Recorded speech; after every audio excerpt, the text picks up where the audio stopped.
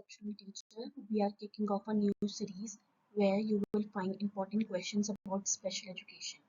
And these questions will not only deepen your understanding but also help you to prepare for exams. So, without a further ado, let's get started. The first topic is child development and pedagogy, and these questions are designed to help you to gain a thorough understanding of the subject. So, let's get started. The very first question is human development is divided into domains such as first option is psychological, cognitive, emotional, physical.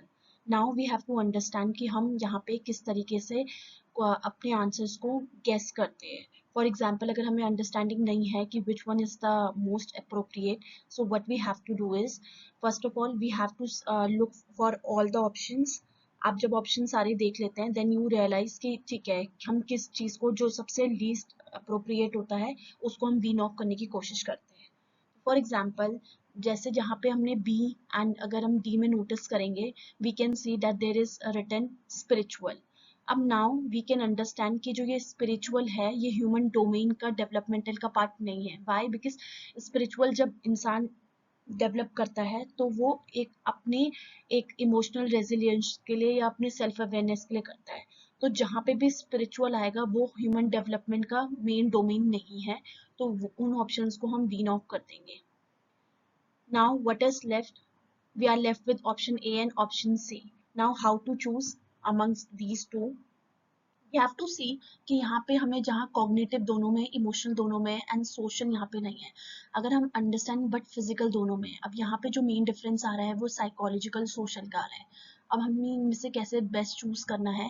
We have to understand कि जो psychological होता है उसमें सारे domains cover हो जाते हैं, जहाँ पे आपका आएगा सोशली, इमोशनली, कॉग्निटिवली, इंटेलेक्चुअली. तो जो सबसे ज्यादा अप्रोप्रिएट है that is option number A, which is psychological, cognitive, emotional and physical. तो आप ऑप्शन ए के साथ जाएंगे.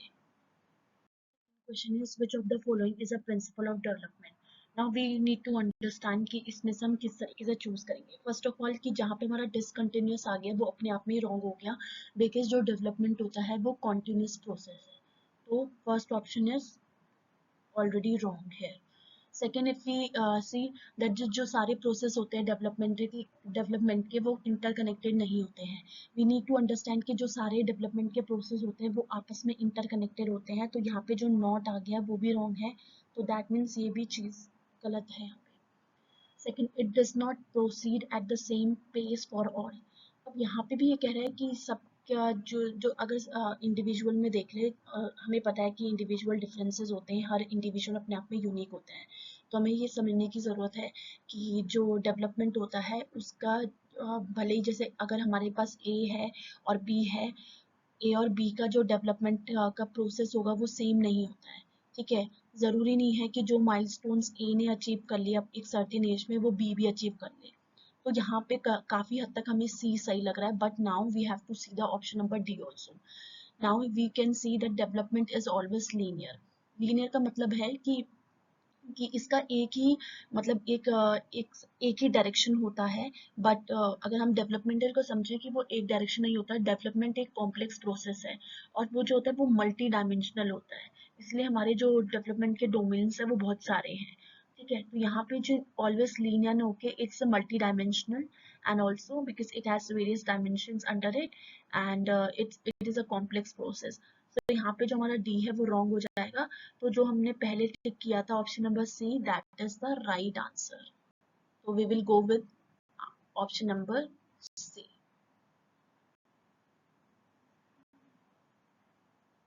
Question is that individual attention is important in the teaching learning process.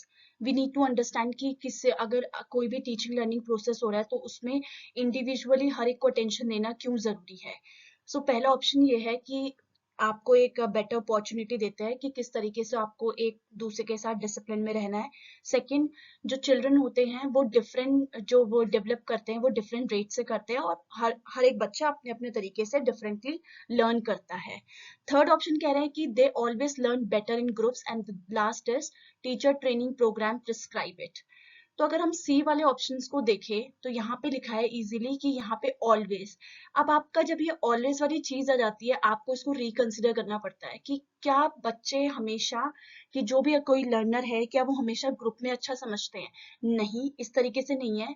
तो ये हम ऑलरेडी इसको रिमूव कर देंगे। नेक्स्ट अगर हम जाते हैं कि जस्ट बिकॉज कोई टीचर ट्रेनिंग प्रोग्राम प्रिस्क्राइब कर रहा है इसीलिए हम ये चीज कर रहे हैं, obviously no. Now we are left with two options.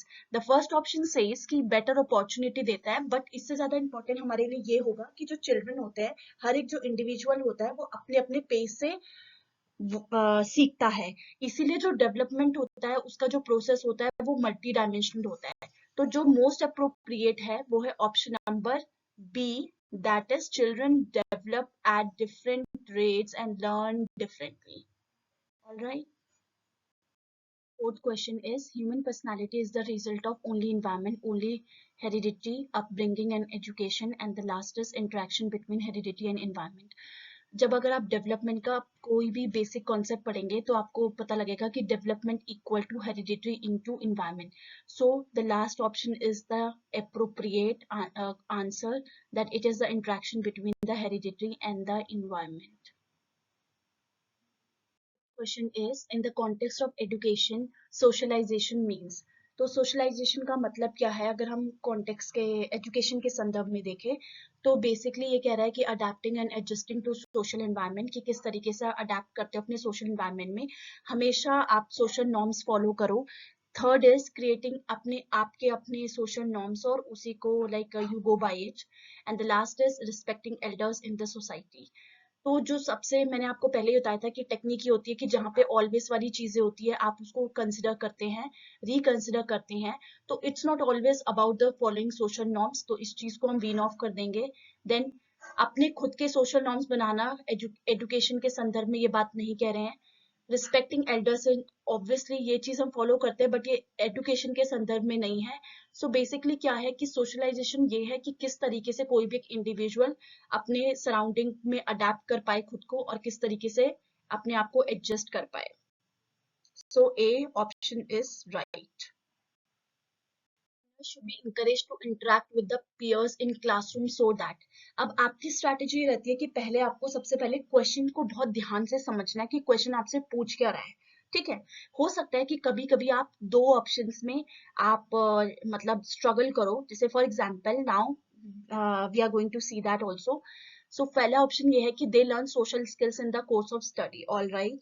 The teacher can control the. अब ये जो कंट्रोल वाली चीज आ गई अपने आप में नेगेटिव हो गई, तो इस चीज को मैं कंसिडर, इसको एक्सप्लेन करने के लिए एक्सप्लेन करने की जरूरत नहीं है। Then C is they can learn answers to question from each other. All right, this can be considered and this can be considered अभी के लिए। The syllabus can be covered। Obviously कोई भी अगर encourage कर रहा है कि वो अपने peers के साथ interact करे तो obviously इसका हमारा aim तो ये नहीं है कि जो हमारा syllabus है हम उसको जल्दी जल्दी cover कर ले। तो अब हम दो options के साथ बचे। अब हमें यहाँ पे क्या देखना है कि interact with the peers। तो बेसिकली चीज क्या है कि हम क्या डेवलप कराने की कोशिश कर रहे हैं? हम ऑब्वियसली उनके उन बच्चों के अंदर अगर वो इंटरेक्ट कर रहे हैं अपने पेयर्स के साथ तो हम बेसिकली उनको क्या चाहते हैं कि वो सोशल स्किल्स सीख पाए। तो यहाँ पे सी ना होके ए आपका सबसे ज्यादा अप्रोप्रिएट आंसर है। तो you will go with A. Largest stages of cognitive development the sensory motor stage is associated with। Now the keyword here is the sensory motor stage। अगर आपको इसे पता है तो बेसिकली आप सबसे ज्यादा जाएंगे कि अगर आपको बेसिक नॉलेज भी है Piaget stages of cognitive development के साथ तो you will go with C, that is imitation, memory and mental representation। According to Kohlberg, a teacher can instill moral values in children by। किस तरीके से आप किसी बच्चे के अंदर मॉरल वैल्यूज को इंस्टिल करेंगे? तो बेसिकली ये है कि आप स्ट्रिक्ट इंस्ट्रक्शंस नहीं देख सकते हैं, रॉन्ग। आप ऑब्वियसली अगर मॉरल वैल्यूज की बात हो रही है तो यहाँ पे कोई मतलब नहीं है कि आप रिलीजियस टीचिंग्स को इंपॉर्टेंस दें। एंड ऑब्वियसली अगर आप कोई भी चीज क्लियरली आउटलाइन कर रहे हैं कि what are the rules for behaviour तो ये चीज भी नहीं होगी। बेसिकली बच्चों को बच्चे कैसे सीखते हैं कि जब भी एक ह्यूमन बीइंग कैसे सीखता है कि जब भी वो काम खुद करता है, जब तक वो खुद एक्सपेरिमेंट नहीं करता है तब तक ऑलरेडी वो ऑब्वियसली नहीं सीखते हैं। तो you have to go with option number A, that is involving them in discussions on moral issues. अब आपको यहाँ पे बताना है कि फीचर क्या है प्रोग्रेसिव एजुकेशन का। सबसे पहले फ्रीक्वेंट टेस्ट और एग्जामिनेशन बिल्कुल नहीं, फ्लेक्सिबल टाइम टेबल होना चाहिए और सिटिंग अरेंजमेंट होना चाहिए। All right, we can instructions based solely on prescribe text book. तो सोलली ऑन मतलब only on prescribe text books, no. और emphasis on scoring good marks in examination। Obviously हमारा ये मोटो नहीं है कि सिर्फ कि हमारा ये जोरदार रहे कि अगर हम किसी प्रोग्रेसिव एजुकेशन को उस पर ज्यादा जोर दे रहे हैं तो हमारा एम्फेसिस ये होगा कि किस तरीके से एग्जाम में अच्छे मार्क्स लाए, बिल्कुल नहीं। तो यहाँ पे आ गई फ्लेक्सिबिलिटी की बात। तो फ्लेक्सिबिलिटी है टाइम टेबल में और सिटिंग अरेंजमेंट में। We have to go with option number B because here it is the most appropriate. कोई भी टीचर अगर किसी भी तरीके से variety of task to cater to the different learning styles of a learning, तो किस चीज से इन्फ्लुएंस्ड है। तो अब आपको पता है, अगर आपने गार्डनर्स की वेरियस इंटेलिजेंस थ्योरी पढ़ी है, आपको पता है कि किस तरीके से intra intra inter, all right, या फिर अगर आप नेचुरलिस्टिक बोले तो उस तरीके से अगर टीचर ये चीज कर रहे हैं अपने क्लासरूम के अंदर, तो वो किस चीज से इन्फ्लुएंस है, गार्डनर की मल्टीपल इंटेलिजेंस थ्योरी। ठीक है। अब आप इस चीज को अब यहाँ पे आप किस तरीके से गेस कर सकते थे, अगर आपको पता है कि वैरायटी का मतलब है कि बहुत सारी चीजें अगर आप, और यहाँ पे आ गए मल्टीपल यानी कि बहुत तरीके की, तो इससे आप इजीली गेस कर सकते थे। अब जब भी आपको एक स्ट्रैटेजी इस क्वेश्चन के लिए ये है कि जब भी आप वाइगॉट्सी से रिलेटेड कोई भी क्वेश्चन देखोगे, आपको आंख बंद करके जो भी सोशल फैक्टर की बात की गई होगी आपको उस पर टिक करना है। तो Vygotsky is always related to the social things. ठीक है, सोशल इंटरेक्शन को प्रमोट करते हैं ये। तो यहाँ पे सीधे सीधे हमारा आंसर हो जाएगा बी, विच इज सोशल। अब ये school give preference to girls while preparing students for, sorry यहाँ पे मिस्टेक हो गई है, for a state level solo song competition. तो ये चीज आपको क्या दिखाती है? ऑब्वियसली अगर सिंगिंग के लिए ऐसा ज्यूम किया जाता है कि girls usually have nice voice, तो यहाँ पे हम क्या चीज प्रमोट कर रहे हैं, जेंडर बाइसनेस प्रमोट कर रहे हैं, क्योंकि हमारा एक हमने स्टीरियोटाइप कर दिया है। तो इसीलिए यहाँ पे जब ये है कि प्रेफरेंस दे रहे हैं गर्ल्स को, तो यहाँ पे आपका आ जाएगा जेंडर बाइस। क्वेश्चन के लिए आपको देखना पड़ेगा कि किस तरीके से आपका कीवर्ड क्या है, कि लर्नर्स डिस्प्ले इंडिविजुअल डिफरेंसेस, और अगर इंडिविजुअल डिफरेंसेस है तो उनके सीखने का तरीका भी डिफरेंट डिफरेंट होगा। तो फॉर दैट टीचर क्या करेगी, teacher obviously number of test increase करने से कुछ नहीं होगा। अगर आप एक यूनिफॉर्मिटी पे बात करेंगे कि यूनिफॉर्म सबका एक ही पेस रहेगा लर्निंग का, ऑब्वियसली नहीं, बिकॉज आपकी क्लासरूम में इंडिविजुअल डिफरेंसेस है। तो ये दोनों ऑप्शंस तो गए। सेकेंड है कि अगर आप स्ट्रिक्ट डिसिप्लिन को इन्फोर्स कर रहे हैं, तब जाके मतलब टीचर अगर कर रही है तो मतलब teacher should do that, obviously नहीं। And the last is provide a variety of learning experiences. तो जहाँ पे भी इंडिविजुअल के डिफरेंसेस की बात आ रही है, वहां पे आपको क्या करना पड़ेगा कि लर्निंग एक्सपीरियंसेस के लिए आपको वैरायटी बच्चों को देनी पड़ेगी ताकि वो सीख पाए। तो है the C option is correct. बात की गई है कि स्कूल बेस्ड असेसमेंट प्राइमरीली किस चीज पे फोकस करते हैं। अब ये कह रहे हैं कि assessment should not be very economical, should be very wrong, should at high grades. इस चीज के बाद ये जो इस तरीके की बातें होती है, इस पे हम बिल्कुल टाइम वेस्ट नहीं करेंगे। ठीक है, now we have to look for A and C. A में हम देखेंगे कि स्कूल ज्यादा एफिशिएंट होता है then external bodies of examination. All right, अगर हम स्कूल बेस्ड असेसमेंट की बात करें, इसको हम कंसिडर कर सकते हैं, बट ऑब्वियसली हमें एक और ऑप्शन देखना होगा so that we can compare कि कौन सा वाला बेस्ट है। Teachers know their learner capabilities better than external examiners. Now, if we look for our keyword, here it is school based assessment.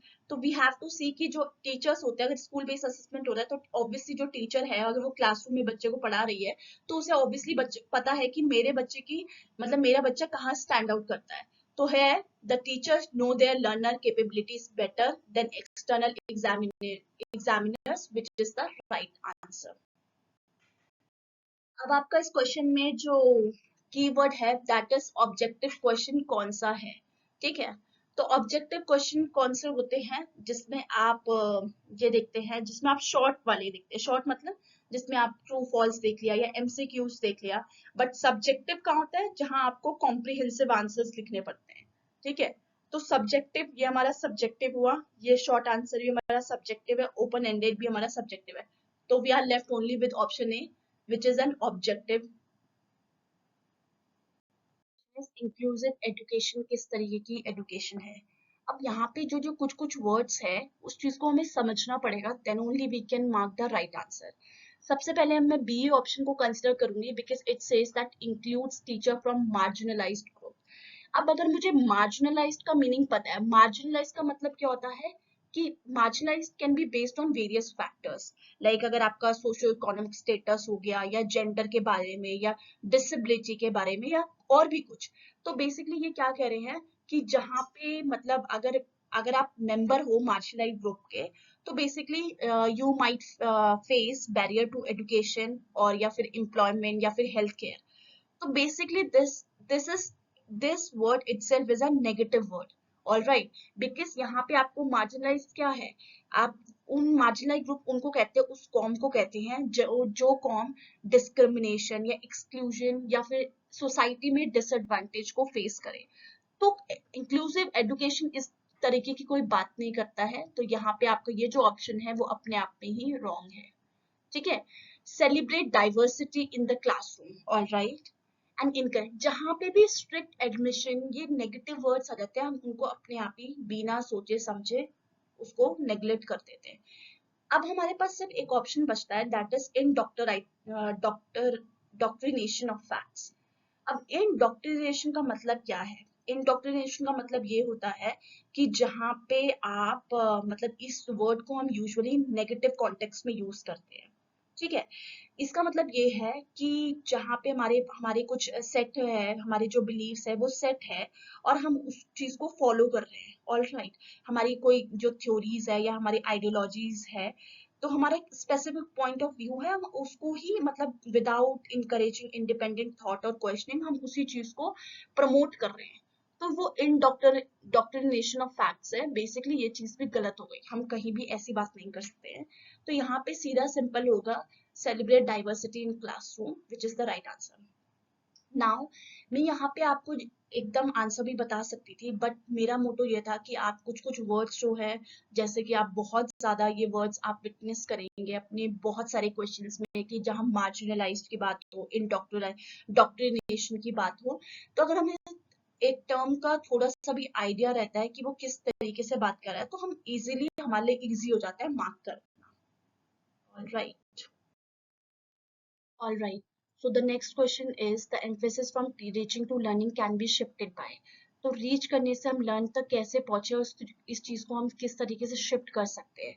सबसे पहला ऑप्शन जो है वो है रोट लर्निंग का। ऑब्वियसली हम जो रोट लर्निंग होती है हम उसको इनकरेज नहीं करते हैं, इट इज कॉल्ड रट्टाफिकेशन। तो हम ऑब्वियसली इस चीज को इनकरेज नहीं करते हैं। हमारा फोकस ये भी नहीं रहता है कि हम किस तरीके से एग्जाम रिजल्ट पे फोकस करें, नहीं चाहिए। अब हमारे पास दो ऑप्शंस बचे हैं।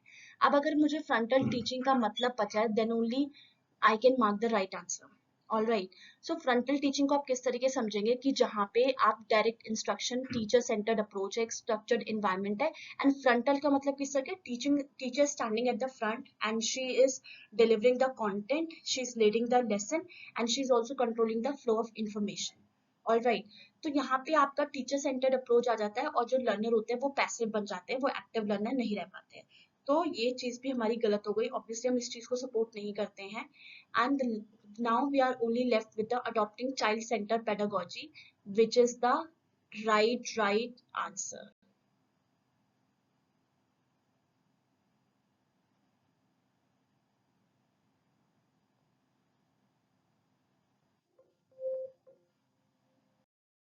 Now the next question is कि जब भी a child with disability first come to school, a teacher should, क्या एक एडमिशन टेस्ट करना चाहिए?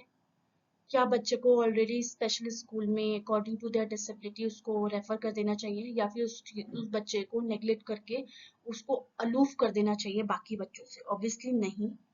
यहाँ पे हम बच्चे अगर आ रहे हैं, हम जहाँ इंक्लूजन की बात कर रहे हैं, तो हम ऑब्वियसली हम उसको सेग्रीगेटेड प्लेटफॉर्म में नहीं भेजेंगे, हम उसको यहाँ पे एक्सक्लूड ना करके इंक्लूड करेंगे। तो ये ऑप्शन भी हमारा रॉन्ग हुआ। हमें बच्चा आया नहीं कि हम उसका एडमिशन टेस्ट कंडक्ट कर ले, ये भी नहीं। हमें क्या होता है, हमें पेरेंट्स को, लाइक पेरेंट्स के साथ हमें कोलैबोरेटिव प्लान्स को डिस्कस करना चाहिए। तो डिस्कस विद होना था यहाँ पे, with the child parents to evolve collaborative plans। इसका सिंपल सीधा आंसर है कि अगर चाइल्ड फेल हुआ इसका मतलब है कि जो आपका सिस्टम है वो फेल हो गया। हम ये कभी नहीं कहते हैं कि child is not fit for studies, हम ये कभी नहीं कहते कि the child has not memorise the answer properly, and also we never say कि बच्चे को प्राइवेट ट्यूशन लेने चाहिए थे and he could have passed, but rather we say that system has failed if a child fails। अब जो next question है, the most effective method to teach the concept of germination of seeds is to show pictures of seed growth, to give detailed explanations, to draw picture on the blackboard and give descriptions, and the last is, which is C, to make the student plant seeds and observe stages of germination। अब आप एक चीज observe करेंगे कि जब हम भी school में होते थे तो टीचर हमें कोई भी जब लैब एक्टिविटी होती थी या साइंस की कोई भी एक्टिविटी होती थी वो हमें हमें मौका देती थी कि हम खुद से सीखे, ठीक है, लर्निंग बाय ऑब्जर्वेशन या बाय डूइंग। तो यहाँ पे हम किस चीज को प्रमोट करेंगे कि बच्चे को हम बोलेंगे कि वो सीड प्लांट करे एंड ऑल्सो बच्चा खुद देखे कि स्टेजेस क्या होते हैं जर्मिनेशन के। बाकी ऑप्शन में अगर हम नोटिस करेंगे तो वहां पे कि अगर हम बच्चे को पिक्चर दिखा रहे हैं या हम उसको डिटेल एक्सप्लेनेशन दे रहे हैं या फिर हम पिक्चर बना रहे हैं एंड देन उसको डिस्क्रिप्शन दे रहे हैं, तो यहाँ पे देखेंगे हम अपनी लर्निंग बच्चे को डिलीवर कर रहे हैं। बच्चे को अपने आप से उसको इंडिपेंडेंट न बना के बस उसको जो भी हमने सीखा है उसको एक जिसको आप कहेंगे फ्रंटल टीचिंग, हम बस वो कर रहे हैं। तो यहाँ पे बाकी सारे ऑप्शंस गलत है और जो सही है विच इज सी, दैट हम बच्चे को कहेंगे कि they should plant seeds and observe stages of germination। When a child gets bored while doing a task, it is a sign that child is not capable of learning. He needs to be disciplined and he is not intelligent and the task may become mechanically repetitive। Now we need to understand कि जब भी हम बच्चे अगर कोई, ठीक है, हम इनिशियल स्टेज में जब हमें बच्चे को कुछ चीजें मतलब एकदम मैकेनिकली हम रिपीट कब करते हैं चीजें, जब हम बच्चे को इनिशियल स्टेज में उसको सिखा रहे होते हैं, ठीक है। बट अगर हम कोई टास्क बच्चा कर रहा है और हम उसको बार बार रिपीट कर रहे हैं तो ऑब्वियसली जो चाइल्ड होगा वो एक पॉइंट ऑफ टाइम के बाद वो ऑब्वियसली उस चीज से बोर हो जाएगा। तो जो हम इस पे यहाँ पे हमें समझने की जरूरत है कि हम बच्चे को इंस्ट्रक्शंस ना देके या बच्चे को लेवल ना करके that the child is not capable of learning या चाइल्ड बच्चा इंटेलिजेंट नहीं है या जो बच्चा है he needs to be discipline. Obviously all the three options are wrong here and we have to go with the option number C कि हो सकता है कि जो टास्क है वो मैकेनिकली रिपीटेटिव हो चुका है इसलिए जो बच्चा है वो बार बार बोर हो गया है। Which of the following is a domain of learning? Spiritual नहीं है, स्पिरिचुअल हम नहीं चाहेंगे। हमारे पास बेसिकली जो डोमेन्स होते हैं they are cognitive domain, effective domain और या फिर आपकी जहाँ पे साइकोमोटर डोमेन आ जाता है। साइकोमोटर में आप फिजिकल एबिलिटीज या मोटर स्किल्स की बात करते हैं, इफेक्टिव डोमेन में आप इमोशंस आपके ये सारी चीजें आ जाती हैं और जो आपका कॉग्निटिव होती है वहां पे आपकी इंटेलेक्चुअल एबिलिटीज आ जाती हैं, ठीक है। तो यहाँ पे you will go with affective domain because it's a domain of learning, ठीक है। बाकी जो स्पिरिचुअल, प्रोफेशनल, एक्सपीरियंशियल है वो सारे रॉन्ग है। ऑल राइट, तो आपसे क्वेश्चन ये पूछा जा रहा है कि which of the following is the first step in the scientific method of problem solving. तो पहला स्टेप क्या है? तो ऑब्वियसली अगर आपको कोई भी प्रॉब्लम सॉल्व कर रही है उसका साइंटिफिक मेथड होगा कि ऑफ कोर्स आप कोई भी रेलिवेंट इंफॉर्मेशन तभी कलेक्ट कर पाएंगे या कोई भी आपका जो हाइपोथेसिस है वो तभी फॉर्मुलेट कर पाएंगे, फॉर्म कर पाएंगे या उसको वेरीफाई तभी कर पाएंगे जब आप प्रॉब्लम के बारे में अवेयर होंगे। तो यहाँ पे जो आपका सही ऑप्शन है वो है option number D which is problem awareness. Error of learners often indicate, तो बेसिकली आपको यहाँ पे है कि एब्सेंस ऑफ लर्निंग, ऑब्वियसली नहीं कि बच्चा सीखना नहीं चाहता या फिर उसका वो चीज़ एब्सेंट है, वो नहीं होगा। हमें सोशो इकोनॉमिक स्टेटस से कोई मतलब नहीं है तो वो भी हम रॉन्ग होगा। It's not about how they learn, इसीलिए मिस्टेक हो रही है, ठीक है। यहाँ पे है कि मे बी ज़रूरत है मैकेनिकल ड्रिल की। अब मैकेनिकल ड्रिल क्या होता है कि किस तरीके से कभी कोई कॉन्सेप्ट समझने के लिए आपको एक रेपिटेटिव प्रैक्टिस की ज़रूरत पड़ती है, ठीक है, ताकि एक टाइम पीरियड के बाद एक आपका ऑटोमेटिक रिस्पॉन्स आने लग जाए, ठीक है। मतलब किस तरीके से आप कॉन्टिन्यूस प्रैक्टिस करोगे तभी जो आपकी लर्निंग होगी वो रीइंफोर्स हो पाएगी, ठीक है। और मैकेनिकल ड्रिल का मतलब ये होता है कि आप एक पॉइंट के बाद कि आपको समझ आ जाता है कि okay which is the right answer and which is the wrong answer. तो बेसिकली आपके क्या आपकी एक्यूरेसी पे काम करती है। तो यहाँ पे जो है वहां पे हम जाएंगे the need for the mechanical drill. Question आपको ये कह रहा है कि जो बच्चा है, जब बच्चे को उसकी जो ग्रैंड मदर है उसकी मदर की लैब से ले लेती है तो बच्चा रोता है, और उसका कारण क्या है? Stranger anxiety? नहीं, ग्रैंड मदर को तो ऑब्वियसली वो जानता होगा, तो यहाँ पे स्ट्रेंजर का तो कोई मतलब नहीं है। Social anxiety? बच्चा भी सोशली, ऐसा तो नहीं है कि बच्चे को किसी से बात बात करनी है तो इसलिए वो अपने आप को सोशली अडेप्ट नहीं कर पा रहा है इसलिए सोशल? नहीं, बिल्कुल नहीं। इमोशनल एंजाइटी भी नहीं होगा। यहाँ पे है कि बच्चा अपनी माँ से अलग हो रहा है। यहाँ पे आपका जो कीवर्ड था वो था कि ही स्टार्ट्स टू क्राई कब when his grandmother takes him from his mother's lap.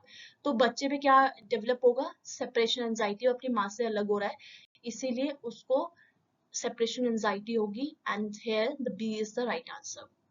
अब आपको इस क्वेश्चन को बहुत ध्यान से पढ़ना है और समझना है कि सबसे ज्यादा अप्रोप्रिएट क्या है। ठीक है। यहाँ पे हम आप देखोगे काफी थ्योरीज की बात की गई है, classical conditioning, theory of reinforcement और operant conditioning of learning. But now first of all we need to understand what the question says. A teacher uses a text and some pictures of fruits and vegetables and holds a discussion with her students. Alright. The students link the details with their previous knowledge and learn the concept of nutrition. तो यहाँ पे बच्चे ने क्या किया, teacher ने एक text use किया, कुछ पिक्चर्स दिखाई फ्रूट्स या वेजिटेबल्स के, उसके बाद बच्चों के साथ एक डिस्कशन किया एंड बच्चों ने क्या किया, जो भी डिटेल्स उनको टीचर द्वारा मिले गए हैं उनको अपनी प्रीवियस नॉलेज से लिंक किया and then they learn about the concept of nutrition. तो यहाँ पे बच्चे ने क्या किया है, this is called concept of constructivism. Constructivism का मतलब क्या होता है कि कंस्ट्रक्शन ऑफ नॉलेज। अब बच्चे ने यहाँ पे क्या किया है कि बच्चे ने अपनी एक्टिवली अपनी जो अंडरस्टैंडिंग थी उसको बिल्डअप किया। ठीक है। उसके बाद जो भी उसके सराउंडिंग में जो भी डिटेल्स थी उसको एक्सपीरियंस किया और उस डिटेल्स को जो भी एक्सपीरियंस उसने सीखे थे उस पर रिफ्लेक्ट किया है। तो यहाँ पे क्या है, जो टीचर क्या कर रही है, टीचर एक डिसीजन को फैसिलिटेट कर रही है और इनकरेज कर रही है स्टूडेंट्स को कि वो जो भी न्यू इन्फॉर्मेशन मिली है उसको अपनी प्रायर नॉलेज के साथ लिंक करे एंड इस तरीके से जो बच्चा है वो क्या कर लेता है, अपना कॉन्सेप्ट ऑफ न्यूट्रिशन लर्न कर लेता है। तो यहाँ पे हमें बाकी थ्योरी से कोई मतलब ही नहीं है। अब ये जो थ्योरीज हैं ये मैं आगे जाके आपको कवर करवाऊंगी जब हम आगे सीरीज में और क्वेश्चंस करेंगे नेक्स्ट सीरीज में। But now you have to understand कि हर चीज कोई थ्योरीज, अगर ऐसा नहीं होना चाहिए कि हमने क्वेश्चन देखा एंड वी आर लाइक कि ऑलराइट कि मे बी ये किसी थ्योरी से। यहाँ पे बहुत बेसिक आंसर है which is construction of knowledge. Pedagogy firmly believes that a teacher should always lead the, अब यहाँ पे जब भी मैंने आपको क्या always lead the, अब वो अगर obviously नहीं, क्लासरूम इंस्ट्रक्शन हमेशा टीचर को करने चाहिए, बिल्कुल नहीं। Learner need not reason independently, बिल्कुल नहीं। यहाँ बच्चों को आप इंडिपेंडेंट होने का मौका ही नहीं दे रहे हैं। What children learn out of school is, यहाँ पे कह रहे हैं कि बच्चा कुछ भी जो बाहर सीख रहा है आउट ऑफ स्कूल वो रेलिवेंट है, बिल्कुल नहीं। तो यहाँ पे क्या है, the experiences and perceptions of learners are important. तो जो बच्चा परसीव कर रहा है और जो भी उसको एक्सपीरियंस हो रहा है वो यहाँ पे इम्पोर्टेंट है उसकी, आपका अगर क्रिटिकल थिंकिंग बच्चे के डेवलप करते हैं तो है A is the right answer. Next question आपका ये है कि टीचर ने एक क्वेश्चन पेपर सेट किया, ऑल राइट। उसके बाद वो देखते हैं कि क्या जो क्वेश्चन जो है वो टेस्ट कर रहे हैं स्पेसिफिक टेस्टिंग ऑब्जेक्टिव जो भी उन्होंने सेट किए थे, और इस तरीके से हमें ये बताना है कि वो अभी यहाँ पे किस तरीके किस चीज के लिए वरीड है या कंसर्न है। Now we have to understand कि कंटेंट कवरेज से यहाँ पे कोई मतलब नहीं है। कंटेंट कवरेज ये है कि कितना आपने एंटायर करिकुलम जो भी था या स्पेसिफिक कंटेंट एरिया उसको कवर किया है कि नहीं किया है। ऑब्वियसली अगर वो ये जो टेस्ट करना चाह रहे हैं वो ये तो नहीं करना चाह रहे हैं। ठीक है। जब भी टीचर एक पेपर सेट करता है और उसके पास जो प्रिस्क्राइब सिलेबस होता है वो उसके अकॉर्डिंग ही पेपर सेट करता है। ऐसा कभी नहीं होता है कि टीचर ने एक सेक्शन से सारे क्वेश्चंस दे दिए एंड जो नेक्स्ट चैप्टर है उससे कोई क्वेश्चन से नहीं आया है, ऐसा कभी नहीं होता है। तो कंटेंट कवरेज यहाँ पे उसका कंसर्न है ही नहीं। टाइपोलॉजी ऑफ क्वेश्चंस में होगा कि उससे किस तरह के क्वेश्चन। अब ऑब्वियसली जब आप एक पेपर सेट करते हैं आप उसमें एमसीक्यूज भी इनकॉर्पोरेट करते हैं, आप उसमें शॉर्ट आंसर भी करते हैं, बिकॉज आप बच्चे की वेरियस स्किल्स को असेस करने की कोशिश करते हैं। तो ऑब्वियसली ये भी आपका कंसर्न बिल्कुल नहीं है। अब अगर आपको ये इन दोनों के मतलब पता है then only you can mark the right answers. Reliable का मतलब है कि पेपर कितना रिलायबल है। रिलायबल कैसे हम पता लगाएंगे कि क्या पेपर अप्रोप्रिएट बनाया है, क्या ग्रेड लेवल का है कि नहीं है। और वैलिड का मतलब ये होता है कि जो चीज उनको असेस करनी है, या जो भी मतलब एक टीचर ने पेपर जब सेट किया है, तो क्वेश्चन पेपर क्या एक्यूरेटली जो भी उसका उनका इंटेंटेड कंटेंट था उसको असेस कर पा रहे हैं या नहीं कर पा रहे हैं। ठीक है, तो यहाँ पे सुनने के बाद आपको सबसे ज्यादा जो अप्रोप्रिएट लगेगा वो वैलिड ही लगेगा कि पेपर कितना वैलिड बनाया था। रिलायबल तो ये है कि भाई मुझे पता होना चाहिए कि ओके मुझे क्या चीजें क्या क्या मुझे इनकॉर्पोरेट करना चाहिए था। ऑब्वियसली वो टीचर को पता ही रहता है, तो यहाँ पे जो होगा वो होगा validity, which is the right answer. इसके टीचर रिलेटेड फैक्टर क्या है जो लर्निंग को अफेक्ट करेगा। उसके लर्निंग एक्सपीरियंसेस, मास्टरी या प्रॉपर सिटिंग अरेंजमेंट से हमारा कोई मतलब नहीं है। टीचिंग लर्निंग रिसोर्सेज कितने अवेलेबल है, यहाँ पे उसका कोई मतलब नहीं है। यहाँ पे हम देखेंगे टीचर रिलेटेड फैक्टर क्या है। ऑब्वियसली कि सब्जेक्ट मैटर पे उसका कितना ज्ञान है, कितना नॉलेज है, कितनी मास्टरी है, वो हमारा सबसे ज्यादा आपका अप्रोप्रिएट आंसर रहेगा। अब ये क्वेश्चन बहुत अच्छा है। यहाँ पे है कि टीचर से क्वेश्चन पूछा जाता है बट टीचर कभी भी खुद से आंसर नहीं देती है, जबकि she encourage students to suggest answers और to have group discussions and also to adopt collaborative planning. तो ये कौन सी अप्रोच है। अब आपको ये समझना पड़ेगा कि जहाँ टीचर ग्रुप डिस्कशन के को प्रमोट कर रही है, कोलैबोरेटिव लर्निंग को प्रमोट कर रही है, तो वो कर क्या रही है। ठीक है, और यहाँ पे setting a good example and being a, भाई ये है ही नहीं कि टीचर को कोई एग्जाम्पल सेट करना है या रोल मॉडल बनना है, ऑब्वियसली नहीं। अब क्लासरूम के अंदर एक बच्चे की क्वेरी आई, टीचर क्या कर सकती है, या तो बच्चे को डायरेक्ट आंसर दे सकती है, या फिर बच्चे को अलाउ कर सकती है कि all right now you have to discuss this amongst your peers and then you have to find out the answer by yourself. ये किस तरीके से आप करेंगे, आपको क्या यहाँ पे करना है, आप बच्चे को क्या कर रहे हो, एक्टिव पार्टिसिपेशन में इन्वॉल्व करवाने की कोशिश कर रहे हो, तो there it is the most appropriate answer. All right, student, that's all for today. And if you like it, please like it, subscribe it, and share it with your friends. And also, if you have any query, you can write in the comment section, and I'm definitely going to address those queries. Thank you. Have a great day.